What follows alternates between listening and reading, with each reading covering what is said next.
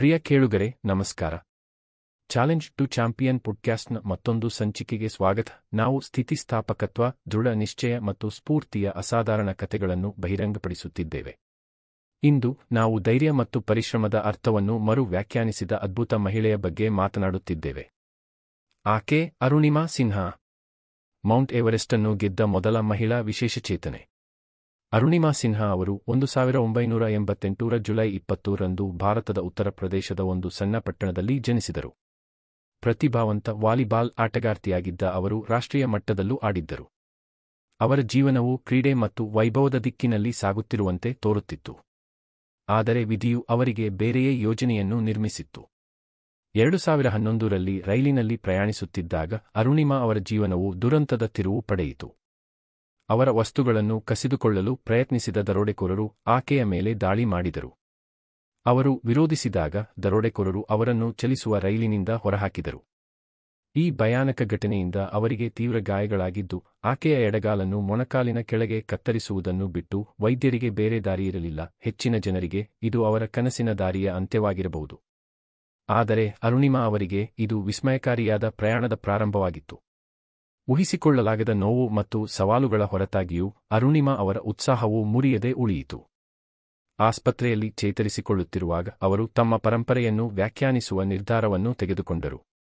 ಅವರು Mount Everest ಅನ್ನು ಏರಲು ನಿರ್ಧರಿಸಿದರು. ಹೌದು, ವಿಶ್ವದ ಅತಿ ಎತ್ತರದ ಶಿಖರ. ಒಂದು ಕ್ಷಣ ಯೋಚಿಸಿ, ಪ್ರಾಸ್ಥೆಟಿಕ್ ಲೆಗ್ ಹೊಂದಿರುವ ಎವರೆಸ್ಟ್ ಎತ್ತರವನ್ನು ವಶಪಡಿಸಿಕೊಳ್ಳುವ ಗುರಿಯನ್ನು ಹೊಂದಿದ ಒಬ್ಬ ಮಹಿಳೆಯ ಬಗ್ಗೆ.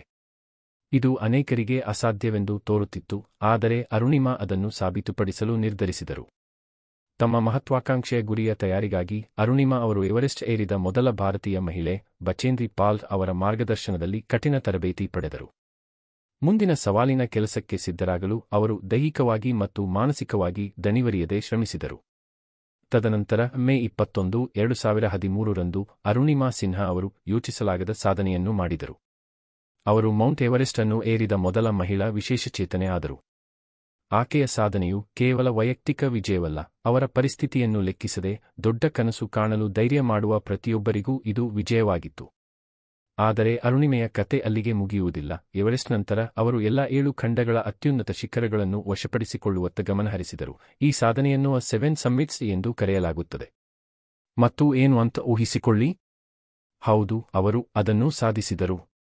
ಇಂದು ಅವರು ವಿಶ್ವದಾದ್ಯಂತ ಲಕ್ಷಾಂತರ ಜನರಿಗೆ ಸ್ಫೂರ್ತಿ ನೀಡುವ ಸ್ಥಿತಿಸ್ಥಾಪಕತ್ವದ ಪ್ರತಿಮೆ ಮತ್ತು ಭರವಸೆಯ ರಾಯಭಾರಿಯಾಗಿ ನಿಂತಿದ್ದಾರೆ. ಅರುಣಿಮಾ ಕೇವಲ ದಾಖಲೆಗಳನ್ನು ಮುರಿಯುವುದನ್ನು ನಿಲ್ಲಿಸಲಿಲ್ಲ, ಅವರು ಸಮಾಜಕ್ಕೆ ಮರಳಿ ನೀಡಲು ಬಯಸಿದ್ದರು.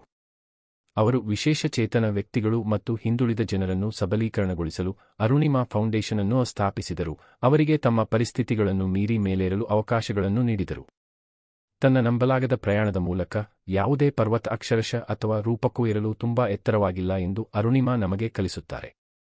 ಅವರ ಕಥೆಯು ಜೀವನದ ಹಿನ್ನಡೆಗಳು ಅಂತ್ಯವಲ್ಲ, ಆದರೆ ಬಲವಾಗಿ ಮೇಲೇರಲು ಮತ್ತು ಪ್ರಕಾಶಮಾನವಾಗಿ ಹೊಳೆಯುವ ಅವಕಾಶ ಎಂದು ನಮಗೆ ನೆನಪಿಸುತ್ತದೆ. ಇಂದಿನ ಸಂಚಿಕೆಯನ್ನು ಮುಗಿಸುವಾಗ ಅರುಣಿಮಾ ಅವರ ಸಂದೇಶವನ್ನು ಪ್ರತಿಬಿಂಬಿಸಲು ಸ್ವಲ್ಪ ಸಮಯ ತೆಗೆದುಕೊಳ್ಳೋಣ. ವೈಫಲ್ಯಕ್ಕೆ ಹೆದರಬೇಡಿ, ಪ್ರಯತ್ನ ಮಾಡದಿರಲು ಹೆದರಿಕೊಳ್ಳಿ ಎಂದು ಹೇಳಿದರು. ಆಕೆಯ ಜೀವನವು ಸಂಕಲ್ಪದ ಶಕ್ತಿ ಮತ್ತು ಮಾನವ ಆತ್ಮದ ಮಿತಿಯಿಲ್ಲದ ಸಾಮರ್ಥ್ಯಕ್ಕೆ ಸಾಕ್ಷಿಯಾಗಿದೆ. ಚಾಲೆಂಜ್ ಟು ಚಾಂಪಿಯನ್ಗೆ ಟ್ಯೂನ್ ಮಾಡಿದ್ದಕ್ಕಾಗಿ ಧನ್ಯವಾದಗಳು.